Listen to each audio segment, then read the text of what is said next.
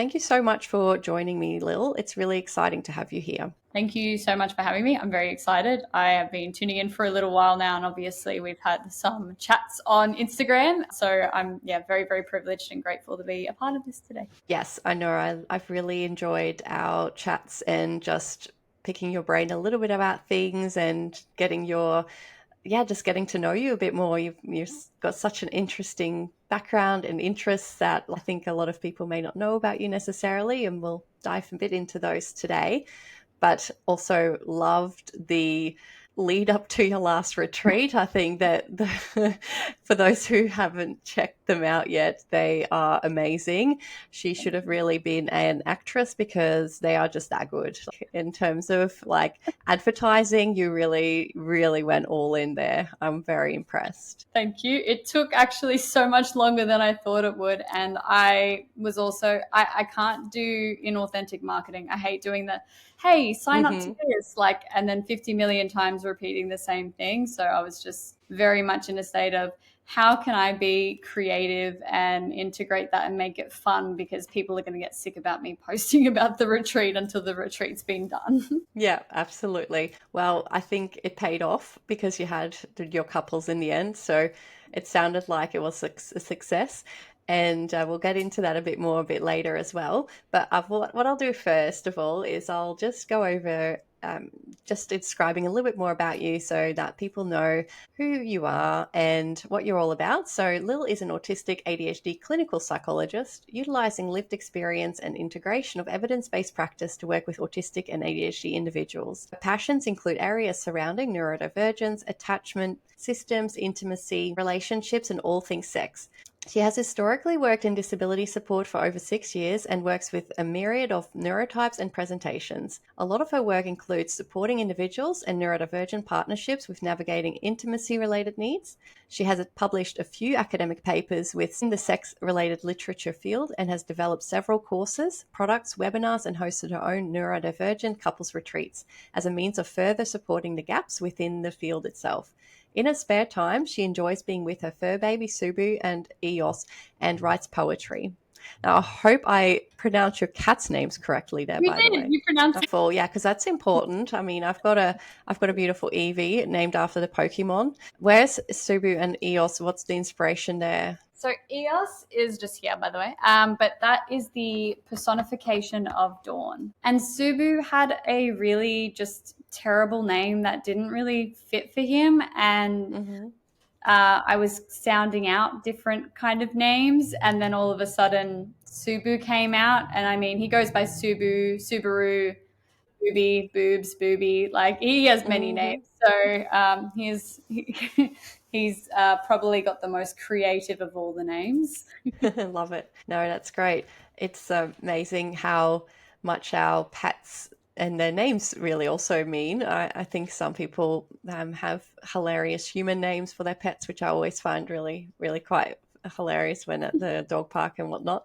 So I think it does make a difference. It really kind of says something about the pet themselves and also the human attached perhaps as well.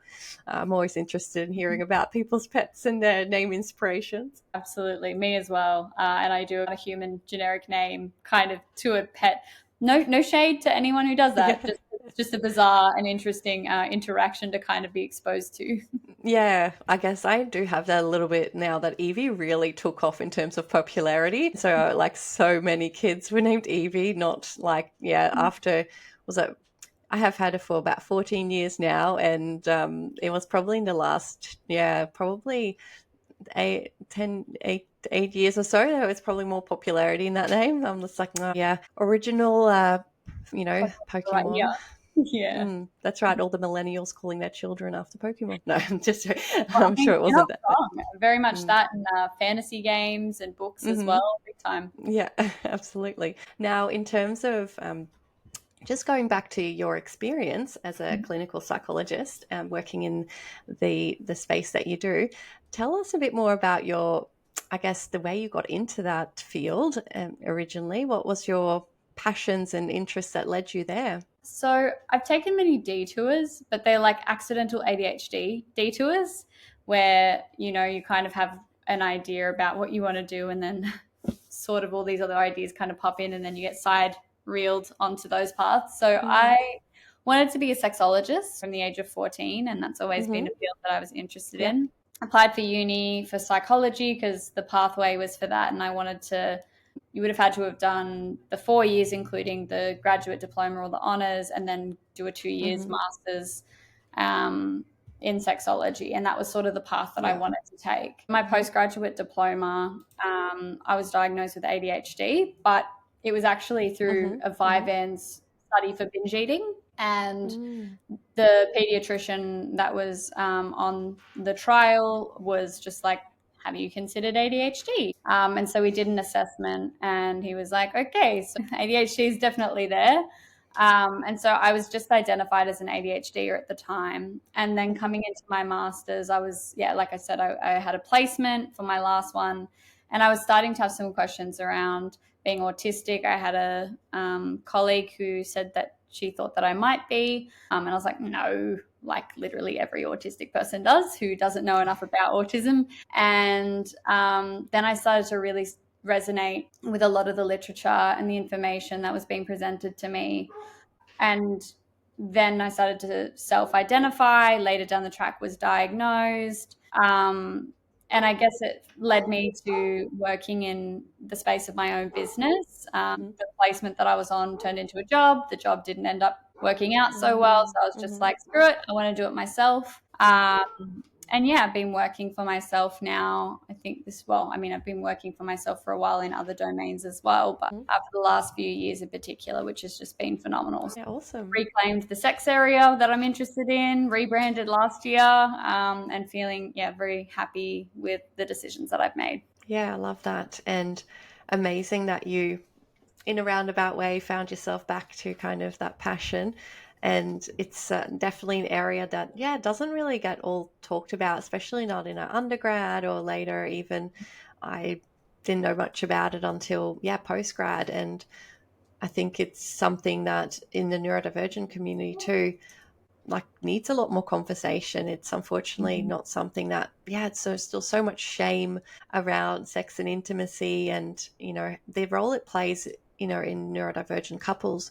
Do you mind sharing a little bit more about, from your perspective, how it impacts how you work with neurodivergent couples, for having this background and you, I guess, working with these themes? Yeah, absolutely. So I guess coming from the space of being like a lived experience clinician, I too have had some of my own difficulties in these domains. I think that it would be a bit awkward if I hadn't and wasn't working with people that, have these kind of differences and areas of support that they require. But the most dominant things that I tend to see a lot are related to autistic and ADHD specific struggles. So it's less about the time, the effort, the energy, the kids, and then the balance of those things. Like those definitely play a large role, but it's more neurodivergent specific. So we see things like the focus, feeling like a partner's not prioritizing you because they're immersed in a special interest or a hyperfixation. The distribution of labor is a very common one across neurotypicals and neurodivergence, but that's increased sevenfold when we're thinking about the fact that disability plays a role here. Sure. So a lot of that comes up, the very general sex differences and sex drive differences comes up as well, but communication styles being quite largely different within partnerships too. So I see a lot of that. And I guess when I'm working with clients, I'm applying a neuroaffirming approach, which is very much strengths-based. It's not deficit-oriented, and it's looking at what are the differences that we have, but how can we celebrate them and make sure that, I guess, the differences where you are struggling aren't attacking points. Yeah, okay.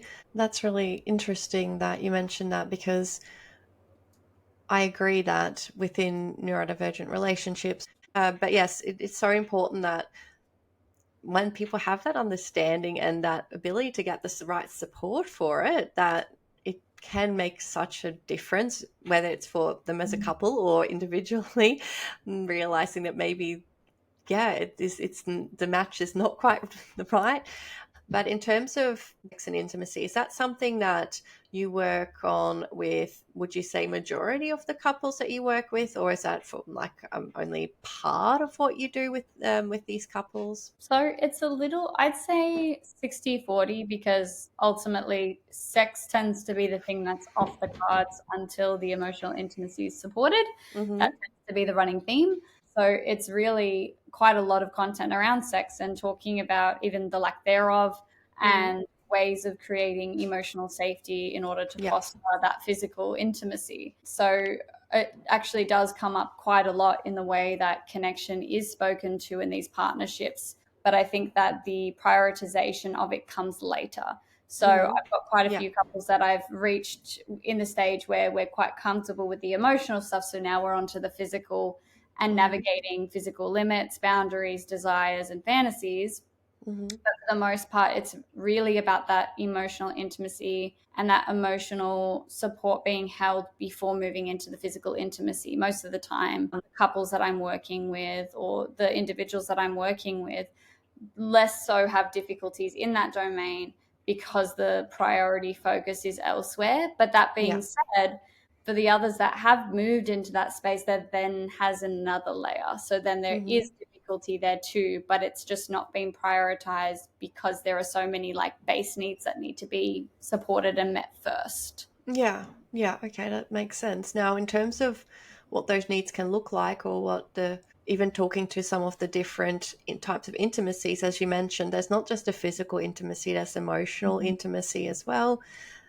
And is there any others that you normally talk to, or tell Yeah. us a bit more about that? Absolutely. So there are so many different kinds of intimacy. So physical, which doesn't have to just incorporate sexual. I want to make that very explicit. Mm-hmm. Mm-hmm. I'd even say sexual intimacy and physical intimacy are two very different things. You've got things like sensual intimacy as well, with the incorporation of the senses and Mm-hmm. understanding your sensory system. Um, Mm. you've got self intimacy, how we look after ourselves, how we know ourselves and prioritize ourselves in certain circumstances. You have the emotional and the mental, which we've kind of touched on.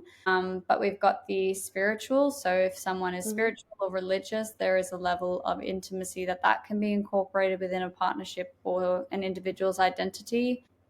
We have physicals. That's all I can think of off the top of my head, because I am slightly on the spot, but I'm sure there are a few others. Sorry about that, but no, No, I think you've that's done a okay. great job at explaining those. I certainly feel like that, yeah, helps me understand it a bit more, and is fortunately something I was largely across. I guess I hadn't given too much thought to the actual like spiritual intimacy in that, and maybe even sensual. Like it makes sense that, yes, especially for neurodivergent folk, the Mhm. sensual is probably quite crucial because of the sensory differences that might Yeah. actually be present. That may be an important one to also explore or discuss, or both really.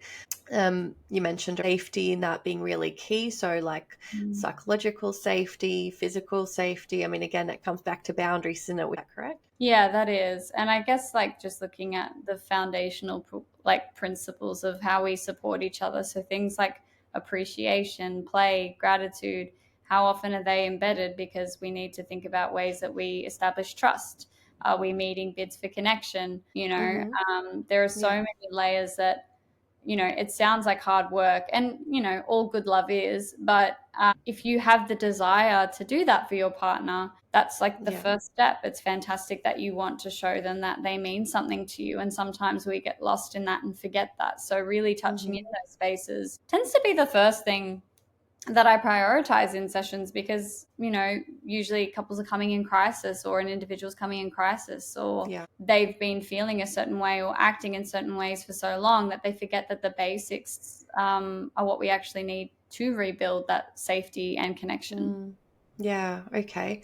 That makes a lot of sense. Yeah. And yeah, those foundations is what sets up a really thriving relationship. If there's lots of cracks there, then that's certain things to really try and build up again, Mm. because or build up for the first time, because maybe a lot of those things weren't really clearly established and clarified from the beginning, or had unfortunately gone ignored. But when people come to see you, Mm. where are they often at? Like, you mentioned you see individuals as well as couples. So are they kind of seeking you often around the same kind? Do you see themes in where I see you, like in terms of Yeah, absolutely. So there's very, very common themes. And I guess the types of couples that are coming in are quite similar as well. So I've got a diverse range of my autistic ADHD couples, mm-hmm, but mm-hmm, also I do see individuals who are in open partnerships or in polyamory partnerships as well.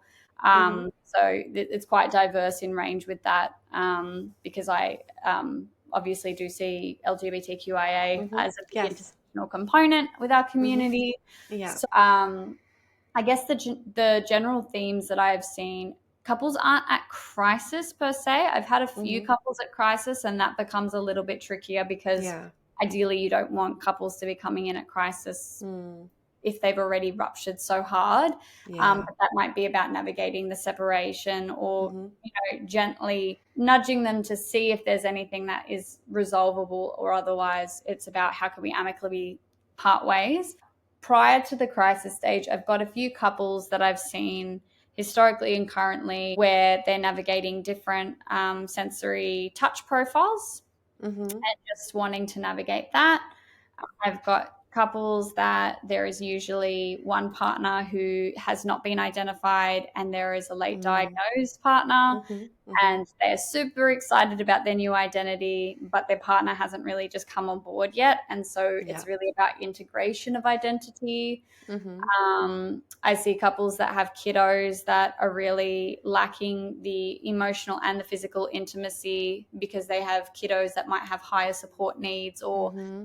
life Yes. is just getting in the way and it's making it challenging. Yeah. And couples with, I think the biggest thing is the communication differences that I'm seeing with a lot of my couples, which Mm-hmm. ruptures the capacity for them to parent together with similar styles, or it ruptures Mm. the capacity to be intimate physically, which is also affecting one of the other partners, or one Yeah. of them is going through burnout while the other is trying to navigate the, I guess, nature of the distribution of labor by default because their partner's in burnout. So there's so many different themes, but they do tend to Mm. regularly circulate around the same things.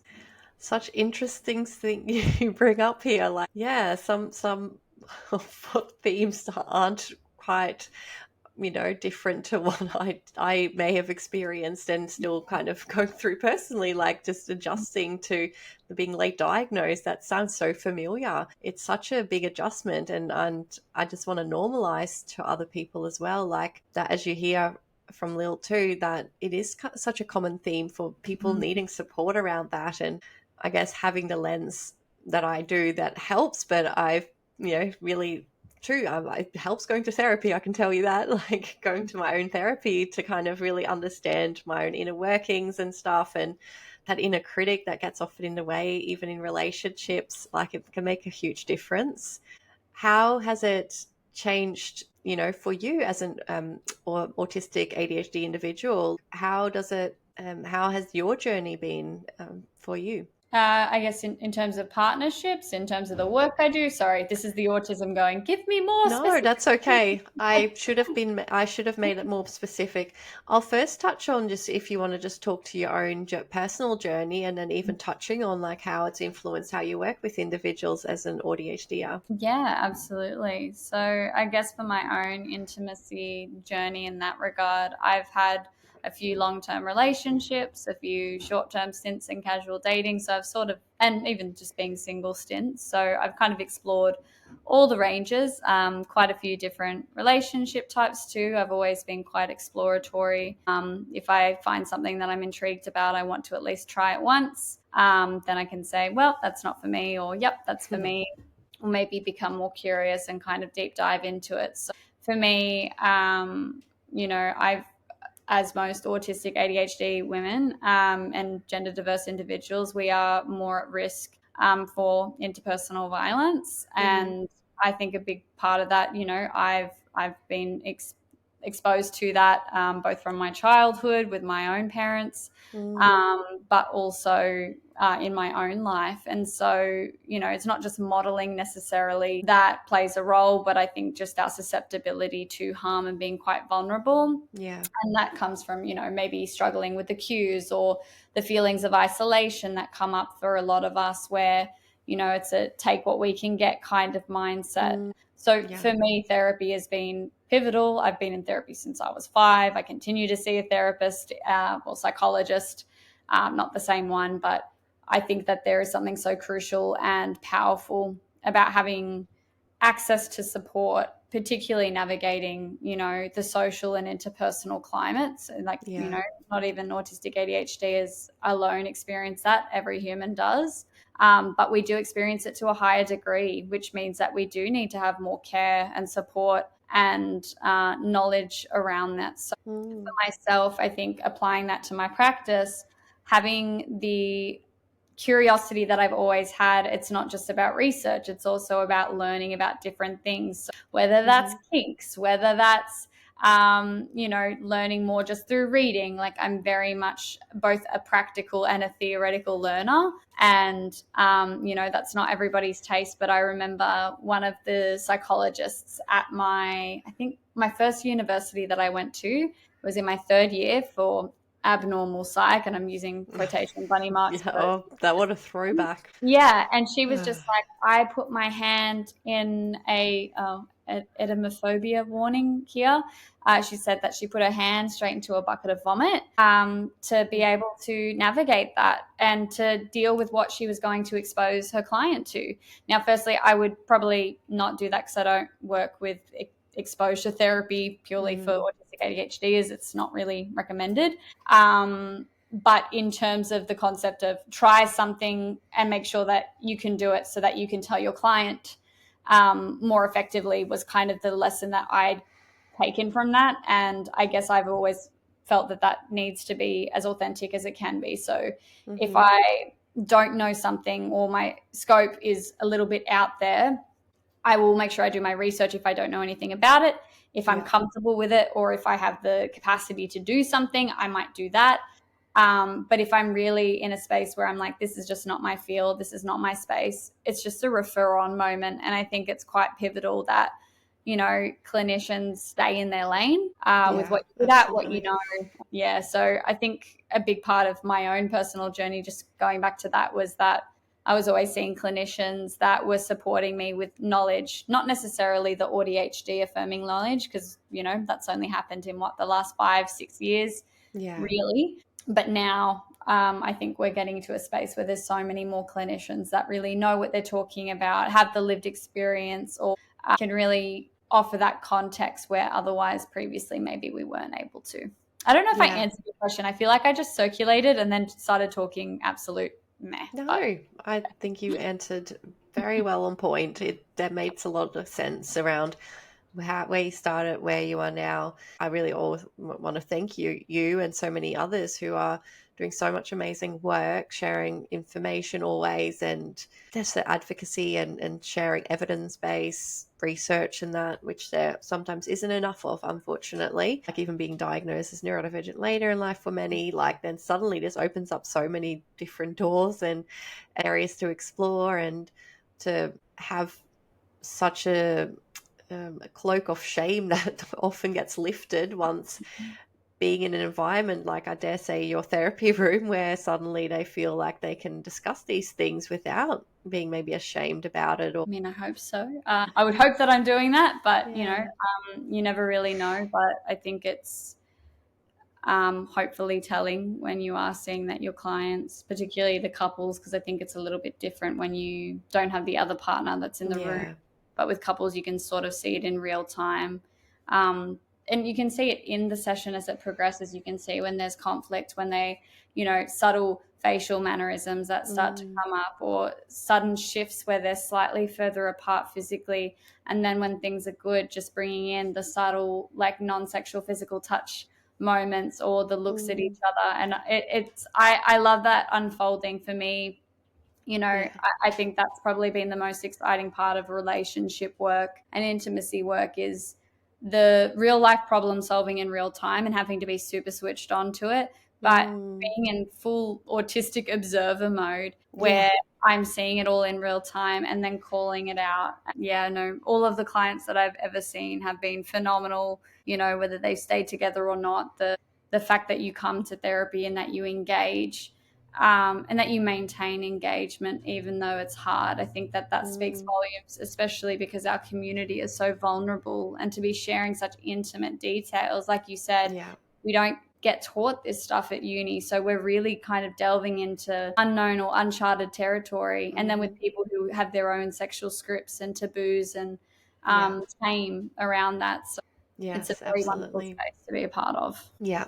And yeah, I do love a good deep dive into cults and all the all the religious kind of cults and whatnot. I find it quite fascinating. There's so much shame-based teachings I do find in a lot of the religions. I don't want to speak to all, of course, but I do find that there's a lot of like religious trauma often for many that leaves your relationships really scarred, or kind of leaves them quite vulnerable in relationships or very disconnected within relationships as well.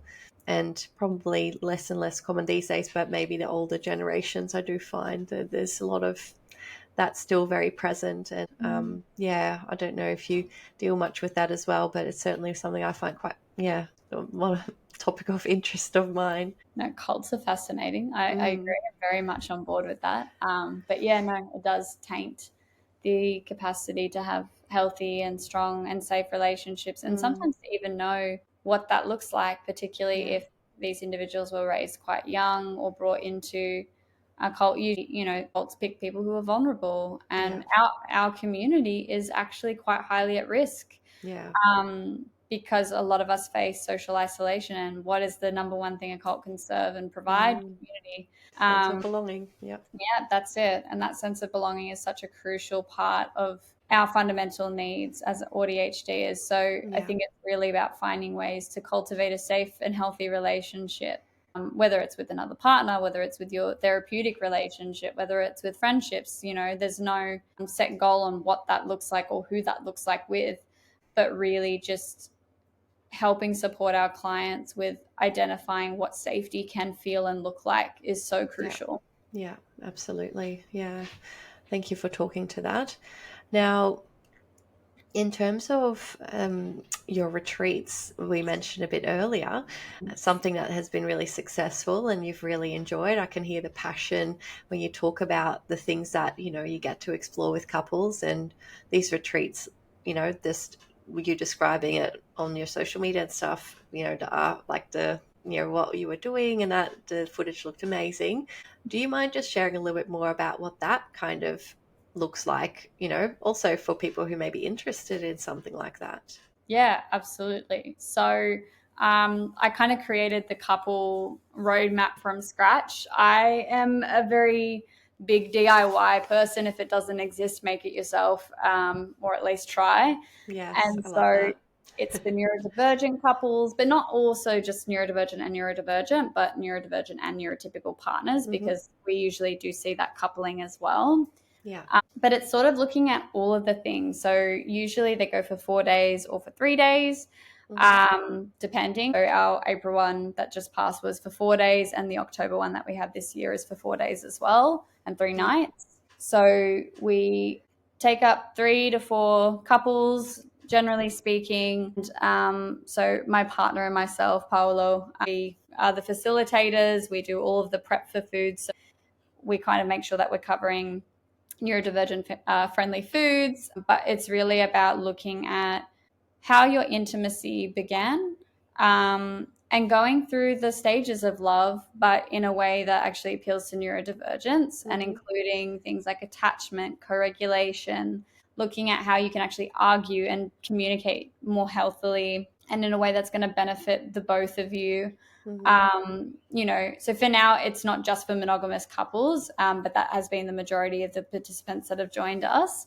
But it's also looking at sex, sensuality, looking at intimacy, building in that way. It's looking at play and appreciations.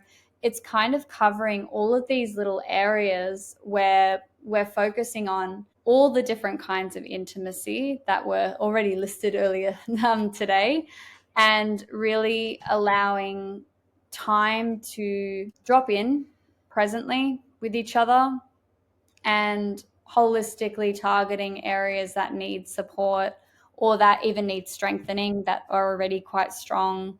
And so the most recent retreat that we had was really incredible, where we had some queer relationships, we had age diverse relationships, we had a couple that was getting married the week prior. Wow. Yeah, it was great. And we incorporate and embed a little bit of spirituality because it is still such an important thing. It's not too far on the woo-woo side, but it is about incorporating the Western and the Eastern philosophy kind of side to create that holistic kind of approach. And just seeing the way that the couples would connect, like I said, it's about the mannerisms, right? The subtleties, when you could see subtle conflict coming up, or when there was really strong connection. And because I was there on the premises with them as well overnight and stuff, so I would help them with workshopping any difficulties that they may have been having as individual couples when we had some extra time. And by the second day, they were making breakfasts together. They were contributing community wise, doing the dishwasher stacking. Like, it felt really like community, and this sense of we're not alone here, and we're working all as a team, not just as a couple teams, but as a whole collective of people just working on their partnerships, but really seeing each other. And so the final night, we had a big fire, we were playing some games, and it just felt really connected. So it's not just about connection to self and connection to partner, but it's connection to neurokin and other people who get the crappy things that are coming up in those partnerships, because we do have similarities. So I'm sorry to speak so excitedly, but it's been a phenomenal journey. So super, super excited for our October one. Yeah, awesome. Yeah, so those people who are listening and keen to learn more, I'll plug your stuff at the end, and they can definitely look at participating. It sounds like an amazing opportunity. Now, in terms of your own mental health and well-being, juggling these multiple roles that you have and all your interests, how do you find as an ADHDer that you kind of get some of those, self-care needs met? Well, for me, it's really been about so much practice and learning. I don't think anyone's ever going to get it 100% perfect or right. And, if you're focusing on one thing, and the other things out as well. Yeah. So I think it really is about, firstly, balance. I see my own psychologist being one regularly enough. I think I'm going to be seeing a new person as well, because I want to integrate some more somatic stuff, but that's how that's been. But I stick to my routines. I journal, I write my affirmations, I write things I'm grateful for in the morning. I do a little bit of yoga in the morning. I've recently started picking up at the gym again, just because I want to make sure I'm a little bit more on my mental health as well, and my physical health.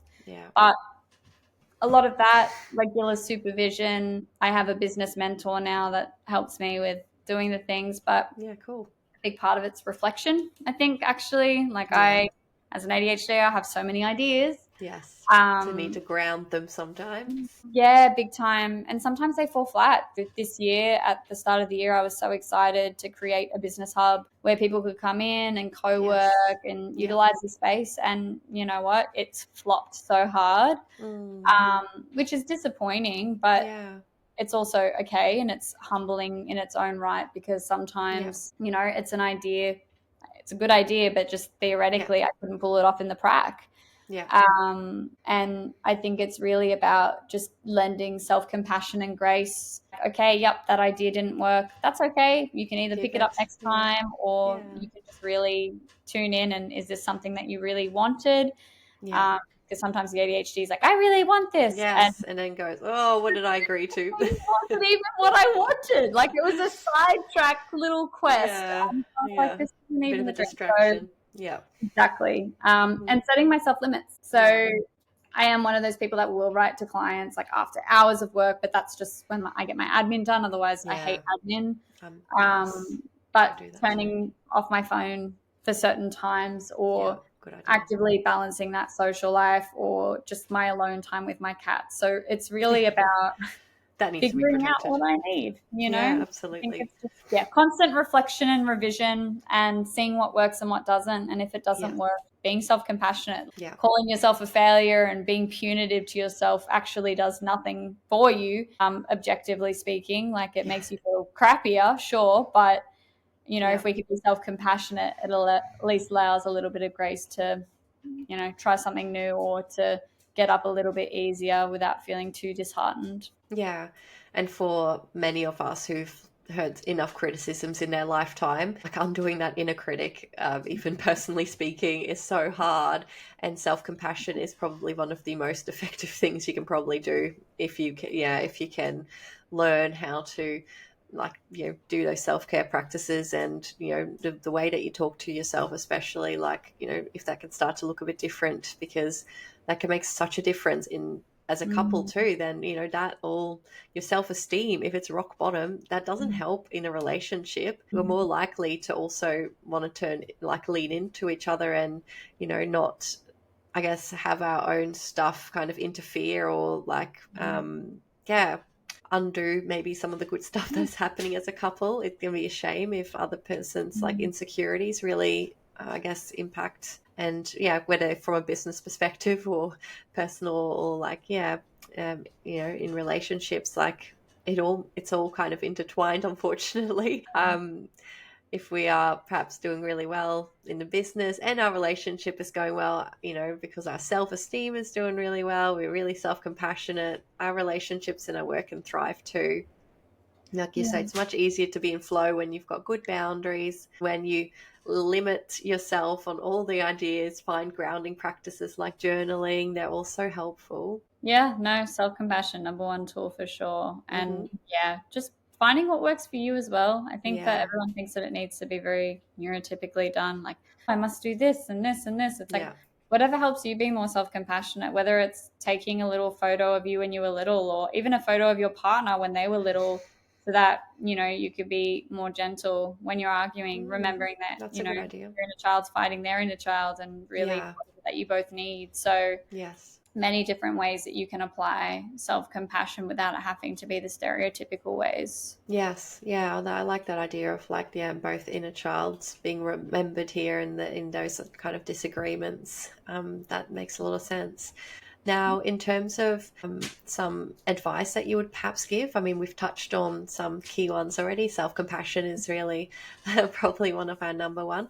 But in terms of new diagnosed, obviously with people that listen, majority of whom are female, but even for our gender diverse crowd, what advice may you have for these individuals who are newly diagnosed, or maybe even are yet to get diagnosed, but certain things that you may think are helpful for them to know? Yeah. Okay. Take your time with the process. Mm-hmm. Um, being diagnosed, or even just starting to identify as autistic or ADHD, it's a process. Yeah. And it's a bit of a grief process, Mm. with denial and anger and joy and all of the all encompassing emotions that come with it, and that it doesn't just happen overnight. So I like to say that we're all delayed processes, which means that maybe not right now, maybe not in 2 weeks, but maybe 6 months down the track, we're going to feel it all. Yeah.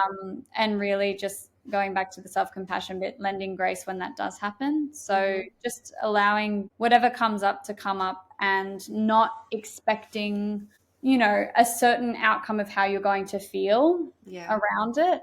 I'd also recommend finding neurokin, so like-minded groups on Facebook, online communities, even in-person meets if you're someone that prefers to socially connect in person. To be honest, I hate a lot of ADHDers, but I prefer them a lot more than I do neurotypicals. Purely, double empathy problem, right? Yeah. But just speaking more largely to it, like, you don't have to get along with every single one in our community, but it does Yeah. make it a little bit easier to connect in. So Yes. finding like-minded individuals with the similar neurotype is a great start. Mm-hmm. And not being ashamed to do the full deep dive. Mm-hmm. allow yourself to do the deep dive. And if Yeah. people are going to be critical, trying to take it with a grain of salt, because usually people are critical over what they don't know, what they're not educated about, or just generally what they're not interested in. And or what they're in denial about themselves about. that is a large part of it. And if you yourself are neurodivergent, I can highly inkling towards the fact that your partner or your friends are probably as well, or family members, considering genetics. That's a big one, I think. Yeah, family but members. There'll be rejection from that. If you do not have family members that are understanding, you don't need to share about your neurotype. Just don't expect them to be fully understanding. When I was identified and was self-identifying to begin with, my mum was like, no, you're not, you could never be. I'm not, how dare you say I am. And like 4 years down the track, she's like, Lil, I'm autistic. I'm like, yeah, welcome. Delayed processing, it fucking exists. So really reiterating that. And sometimes they won't come around at all, and you know what, that's okay, because your journey is about you. So you get to tell who you want, you get to choose how you integrate the information around your neurotype. Just remembering that the earlier identification that comes up, the more increased quality of life. So think about your kiddos as well. You're autistic or ADHD, it's likely your kiddo will also be.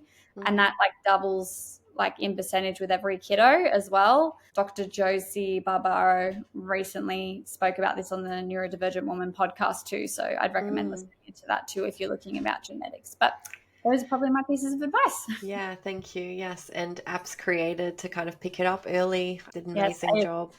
I think the ASD Tech, it's really great that that's out, because it will help a lot of parents who maybe aren't so well aware. I normally ask people to give me a bit of a what would you rather, so kind of pick your poison. So for you, I've created one that's a bit suited to your beautiful kittens. So I would love for you to choose, and this might be tricky, but do your best. Lil, could you tell me whether you would rather have your favorite cat? So I don't know if you have a favorite. You can not let them know if there is favorites here, but have your favorite cat constantly knock things off your desk while you're trying to focus, or have to work in complete silence without any background noise or music? What would you rather? Cat's knocking down stuff anytime. I need background noise, and that would be annoying, but it would be background noise in and of itself. Yeah, that's right. I can't stand silence. Like right now, I've got my little heater on the floor that goes on. My electricity bill is disgusting. But I need background noise at all times. That or lo-fi hip hop, and that tends to be the generic things I listen to. Right, lo-fi hip hop. Have not tuned into that. I will have to check it out. Highly recommend, because it's doing all the nice things to quiet the brain. Yeah. Yes, I will check it out. Thank you. And for those listening in, there may be some little children in the background beautifully making noises as they're getting home. So it's been so lovely to have you on, Lil, too. I have really enjoyed our chat, and you are all your knowledge. I just want to kind of just pop it into my own brain. So I really look forward to learning a lot more about all the cool things that you're doing and sharing those with people in all our platforms. Now, where can people find you and work with you? Can you please share all your socials and do all the things that help people locate where you are? Sure. Firstly, I just want to say thank you as well for having me. It's been an absolute pleasure, and I'm very, very grateful for the airtime. In terms of where to find me, so Neuroconnection. Now, there's also another Neuroconnection. So I'm the one with two N's. So NeuroKinnection.com.au. Which we'll link below. And you can just get Neuroconnection on Instagram. We're on Facebook as well, and we are on TikTok too. By we, I mean mostly me. I look forward to seeing what other cool things you create. Thanks again so much for jumping on. Thank you so much for listening to new episodes very soon.